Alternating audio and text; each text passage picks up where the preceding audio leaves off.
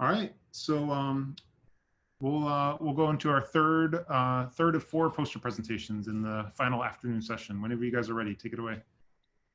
Yes, I think we're ready. Shall we put the poster into, yes, presenting mode. So hello, we're team 19 of this year's Data Plus project. And we're going to have our presentation on machine learning and the rise of consumerism. So our team members are Albert, Donald, Daisy, and Andrew. And our faculty leads are Professor Gioni and Professor Hines. Our project manager is Chris. Hey everyone, I just got my wisdom teeth pulled up, so I might sound a little weird, but I'll start off the presentation. Language and human thought feed into each other. We write books on what we think, and we read books to help us think. The idea that words can help us understand our thoughts, attitudes, and culture is the intellectual basis for the growing field of natural language processing. Natural language processing uses the newest, shiniest statistical models to extract insights from human thoughts, or words. Word embedding models are the newest method in natural language processing. And a lot of recent research has been conducted on developing this method to understand the way that gender and race is perceived in things like newspapers. However, there is little research into how word embeddings can investigate historical questions and deal with really old books. In this project, we attempt to establish a framework of using word embeddings to see how they can be used in literature written before the 18th century. And specifically, we attempt to use word embeddings to trace an important historical research question: how the language of consumption has changed over time, and how gender and race are perceived in relation to consumption-related concepts. Thanks, Albert. And now I'd like to talk a little bit about the methodology we used.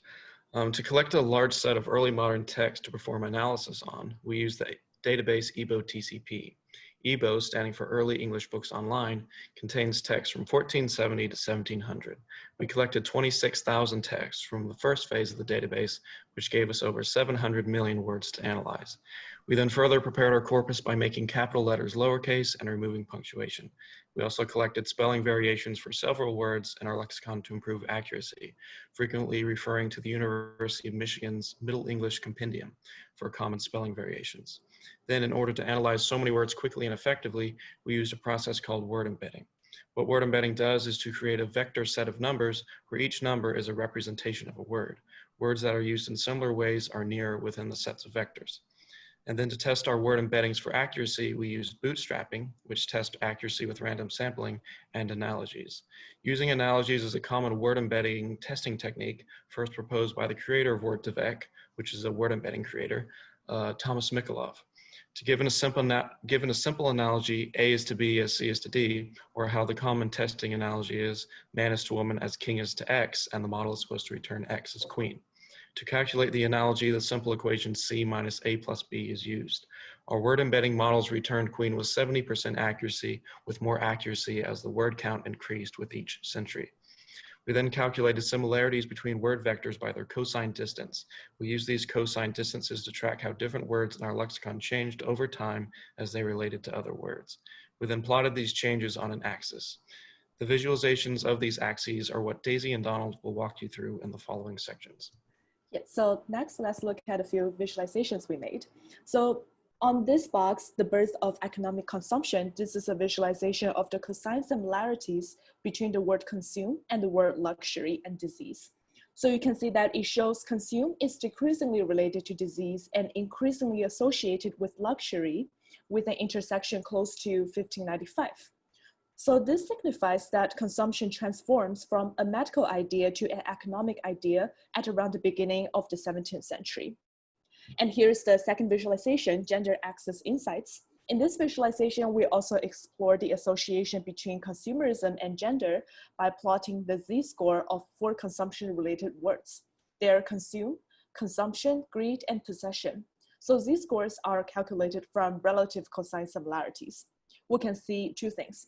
One is that possession remains consistently male-related over time, possibly due to male land ownership. Second, consumption, consume, and greed, these 3 words are mostly neutral over time, but they become more female related.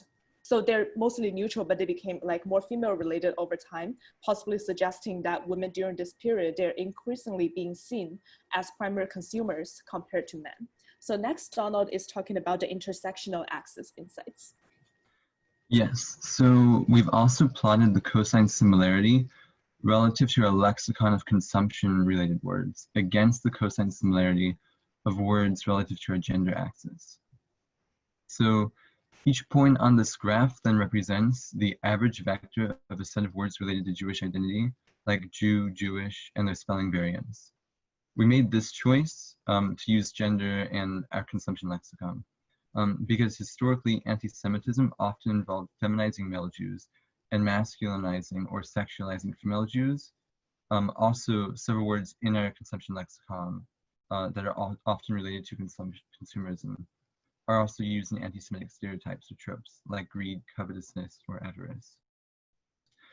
We were actually a bit surprised by our results, and we can talk about that a bit later in the questions. We also want to move forwards with this. We want to keep doing this project in the future. And in doing so, we intend to do a few particular things. So the first is we want to expand our work to a second database, EBO-TCP2. This contains about 30,000 books in the 1700s and a bit after that. Also, when creating the word embeddings, the big ultimate problem for us to deal with that we haven't really been able to solve is spelling variation. And we currently don't know a great solution to that with our scale of study, but we would like to see if we can find something if we move forwards with this. Also, finally, we've started doing bootstrapping to like increase the accuracy and the reliability of our data. But we've only been able to do around 100 resamples when we apply bootstrapping, and we would really like to be able to increase this number. Unfortunately, due to time constraints and like the scale of our data, that's been a bit tricky. So that's basically our poster. We'd be happy to take any questions now. Thanks a lot. That was really nice. So Annie Hirsch asks, as the word consumption has been linked with marginalized groups, has the connotation of the word consumption also changed over time? Is it associated with more being, quote, evil or some similar ideas?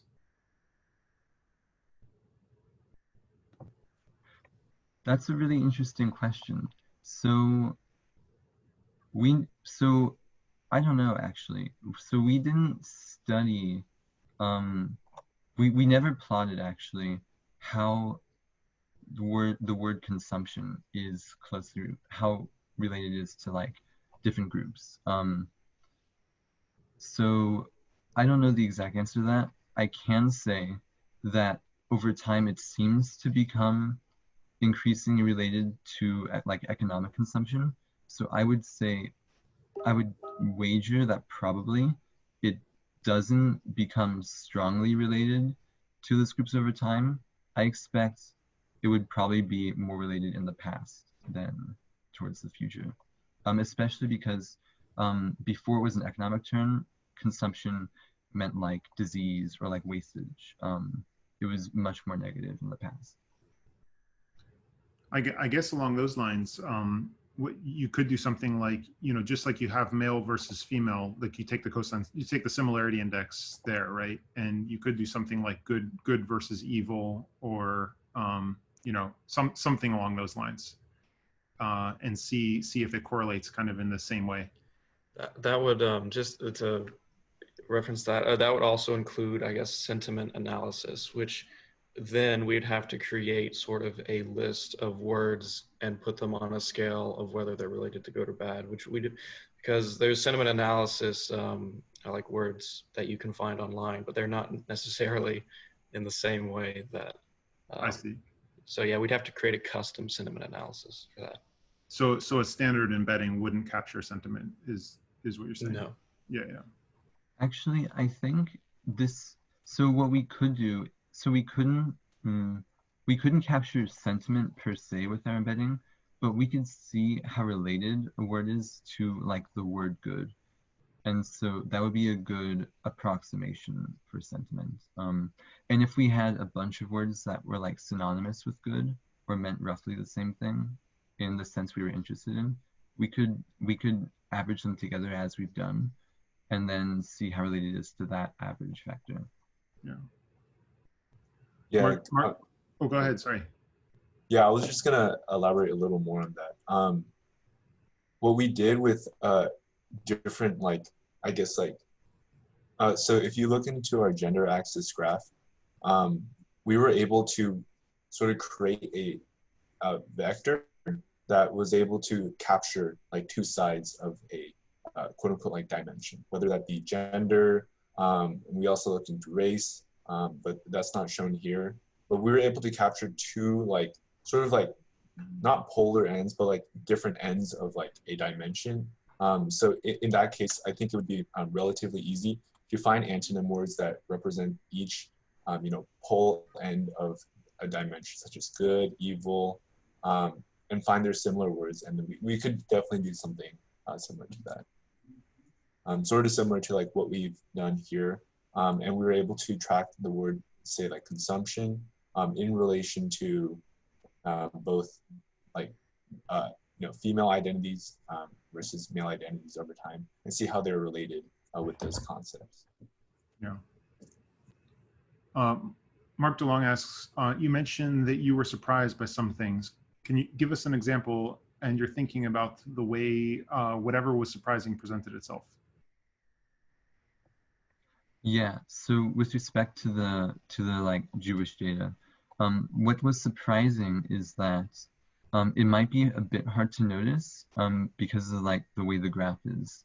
But you can see all of our data points are very far to the left of 0, so they're very negative, which means that basically in every single data set we had, all of our like all of our Jewish words averaged together were very masculine, which was a bit surprising because we expected there to be like some sign of feminization going on. More surprising than that, though, is that pretty consistently, with a few exceptions, over time, the relationship between our Jewish words and in our consumption lexicon goes down, which is really strange because we know that anti-Semitism does not really go down. So we aren't exactly sure why this happened. So I think there are a few explanations regarding the masculinity thing. I think one thing could be that most of the time when people talked about Jews, they probably just defaulted to the masculine pronoun because that's just sexism. But like, yes, so with respect to the consumption lexicon, I think also, oh, no, sorry, I want to back up a bit. There's one other thing I wanted to mention. So another thing is it could be that there is still feminization going on, but it's being done more subtly than just comparing Jews directly to women, because the way we calculate this number is we get a bunch of words that are pretty neutrally related to men and women, like he, she, him, her, and so on. And so if there wasn't a direct comparison of Jews to women, if it was more analogous or like done with a metaphor that wasn't picked up by word embedding, then it might not be clear. And then with the consumption lexicon, that is harder to say. It could be that these tropes were not expounded upon as much using words from our lexicon. So that could just be a gap in our analysis.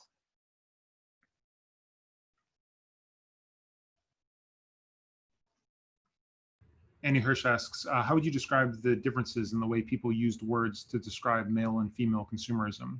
Were men considered more valuable members of contributing to society while women were viewed as unproductive consumers?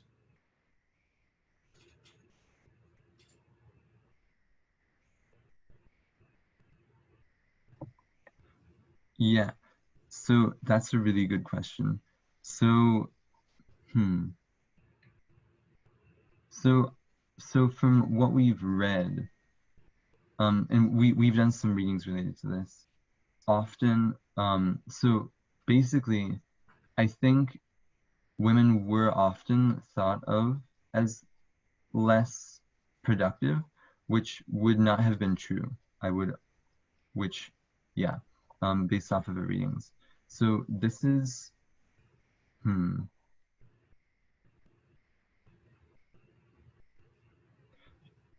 yeah, do you guys have any thoughts on this one, actually?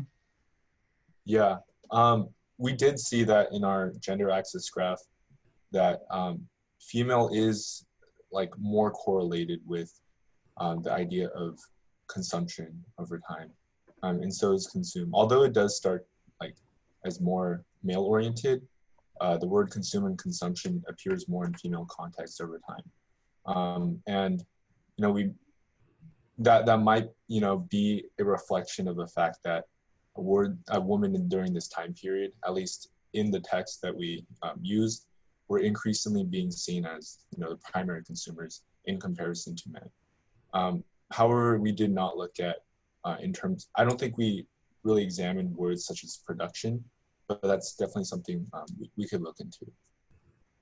Yeah, I feel like in addition to that, I feel like in our gender axis insights, we didn't really take into the account of social classes, because when we were doing our reading, we read that usually like the idea of consumerism is actually related to the households. Usually like you consider the households as a unit, and it kind of like internally divide what do you need to purchase each time.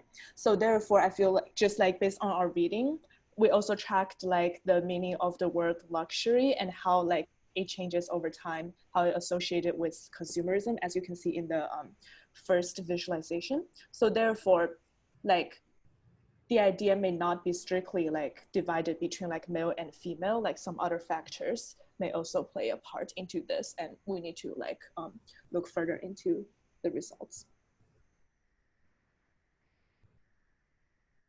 So Lenny asked, can you say a word about what bootstrapping means?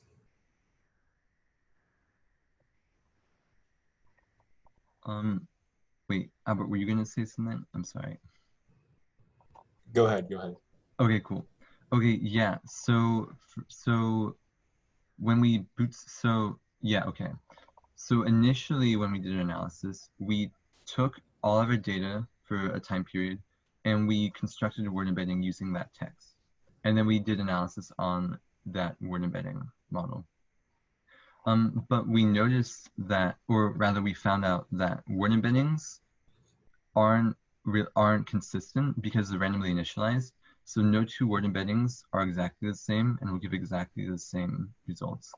So what we decided to do based on our reading, is we decided to bootstrap. And to that end, so to clarify what bootstrapping is, we took our text, our full sample of text in each time period, and we did a resample of it, which is to say we took a sample of however many texts there were with replacement. So a text could appear multiple times, and some texts might not appear at all. So it gets us like, I don't think it's a permutation, something like that, of our sample. And then we do a word embedding of that and do our analysis. And so it makes the variance a bit larger, but it also accounts for like large texts that might dominate the embedding and really skew the results. Yeah, just to add, sorry, Albert. I'll just add really quick to add a little on top of that.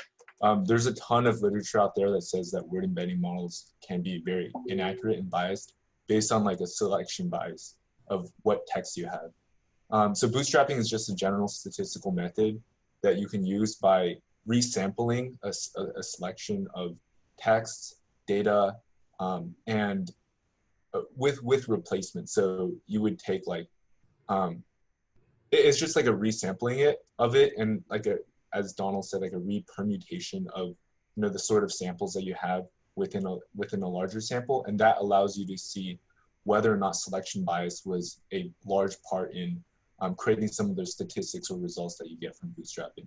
So it's just a way to like verify the validity of the model based on, you know, whether or not our texts were selected in a way where some samples or some specific documents were, you know, larger or could have influenced our word embedding model in a more biased manner. Yeah, I just wanted to add, like, so bootstrapping, it kind of really shifted our results. So for instance, in our first visualization, birth of economic consumption, like before bootstrapping, the intersection between like the line luxury and the line disease, they actually intersected at 1620, which confirms a reading that we had from like Whittington, which is that during like 1620s, consumerism really shifted from a medical idea to an economic idea. But after we did a bootstrapping, we found the intersection was actually at 1595. We're still like wondering what happened and what caused this, and does it like lead to any like mean that we need to re-examine the theory that it actually shifted from medical to economics at like 1620.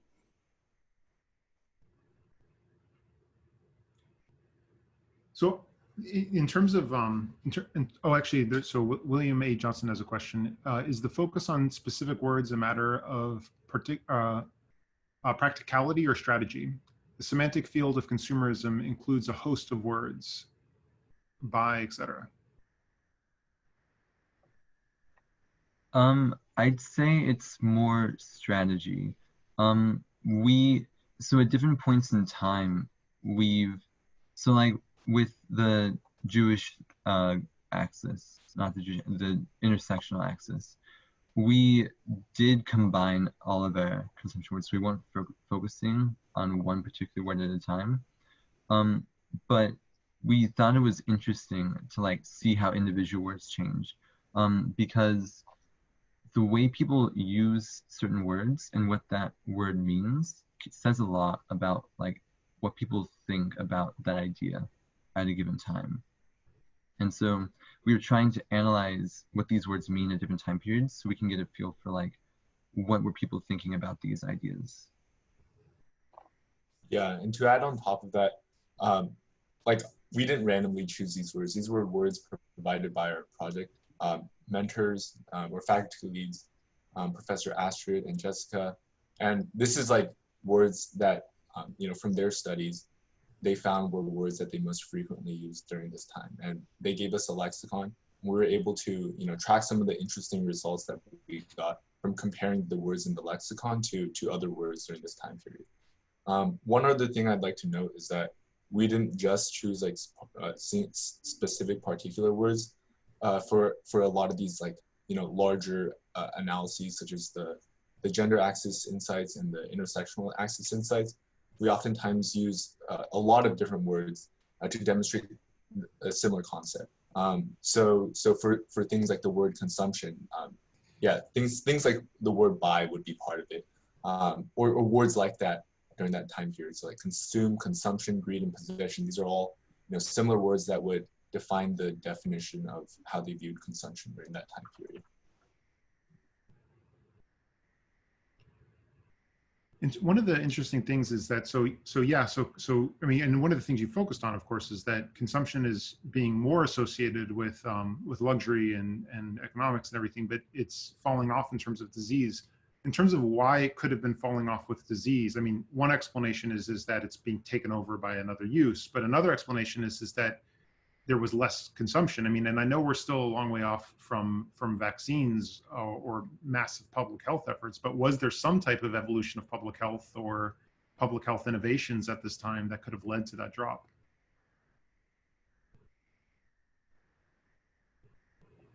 That's really interesting. I honestly never thought about that, which is kind of silly. But yeah, so I don't know. It's certainly possible. I do know that consumption didn't just refer to the disease. It referred to all manner of things. In fact, I'd say a lot of it wasn't specific to that disease. It was consumption broadly in terms of wastage, which often did relate to disease, but also could relate to fire. or in transitioning to the economic term, it could be like the wastage of resources. And that's kind of what led to the economic term. I don't know if that answered your question. Oh yeah, no, it's a I think it's a research topic in and of itself, but yeah, thanks. No, it did. So, and Mark DeLong says yes, or the choice of topics that people chose to write about. So more about the economy, less about disease. So I guess just if there's no other questions, I had just one more, which is could you tell us I just wanted to sort of if you could just take 1 minute just to go into the nuts and bolts a little bit more in terms of how does the word embeddings work? Like, how do you even choose the dimensionality of these spaces when you're going to embed this stuff? And you're presenting these results as being, look, our embedding has led to these type of similarity indices. How do you sort of vet these embeddings once they happen? So yeah, what word embeddings are sort of a way that we can faster analyze text by turning words into numbers that we can track. So it's a vector that each word is represented by a number. I think either Donald or Albert will talk about the dimensionality, but yeah, so it's what was the second part of your question there, Gregory? Yeah, so one, how are you coming up with these embeddings, and then two, how do you make sure that you can trust these embeddings in terms of these similarity indices that you're coming up with? So yeah, one of the popular techniques to vet them is analogies, which we mentioned. So sort of, so the popular one, man is to woman as king is to X, and it's supposed to return queen. So yeah, that's sort of the popular way to vet it, sort of by sort of knowing a word by the company it keeps. Sort of, so that's how is because similar words are paired closer together and then in the word embedding. Yeah, and so I guess in that context, so you could use analogies to train these embeddings, or you could use them to vet. So is this you just separate some of the analogies to train and some of them to test?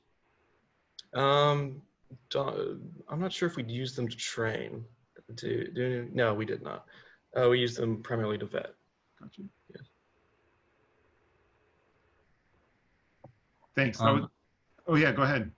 Oh yeah, I was just gonna jump in here. Oh wait, or Albert, do you want to say something about embeddings? Because I don't know. I feel like, or even Daisy, because I know Daisy knows a lot about like the technical stuff behind like neural networks. And maybe just a 30-second answer, because we are pushing time a little bit now. Yeah. One small thing I'd like to mention is that people have used word embeddings in the past to analyze like historical shifts. And there's an article that we cited in our references that goes into specifically optimizing the results from a word embedding model. So from this article, they did a graph. 300-dimensional word embeddings seem to be the best fit for a corpus as large as ours. So they used a different database, but it was like a similar database. And based on the amount of words that were in the database, for the utility that we want to do, there are articles out there that say that this is an optimized parameters or things that we put into our model. So this is like based off of like some previous research in the field. Oh yeah, for sure. So thank you very much. Let's give this team a round of applause. We have to make sure that the other team has enough time to set up.